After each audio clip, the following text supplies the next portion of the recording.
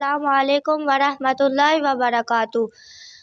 میں آپ کی میزبان ارم ریاض ہوں اور میرا تعلق مدرسہ قرآن و اہل بیت سے ہے، اور آج میں جس اہم ترین گفتگو کرنے کے لیے آئی ہوں وہ احکام نماز کے متعلق ہے، اور اس اہم ترین گفتگو کرنے کے لیے ہمارے ساتھ موجود خواخر ایمان باجی ہے۔ تو جی خواخر، السلام علیکم۔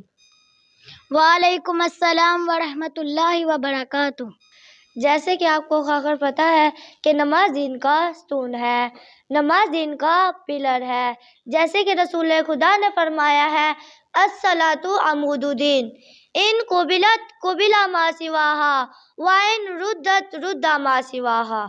الصلاۃ عمود الدین، نماز دین کا ستون ہے، نماز دین کا پلر ہے۔ ان قبلت قبل ما سواہا، اگر ہماری نماز قبول ہو گئی تو باقی سارے اعمال بھی قبول ہو جائیں گے۔ وَإِن رُدَّتْ رُدَّ مَا سِوَاهَا، اگر ہماری یہی نماز رد ہو گئی تو ہمارے باقی سارے اعمال بھی رد ہو جائیں گے۔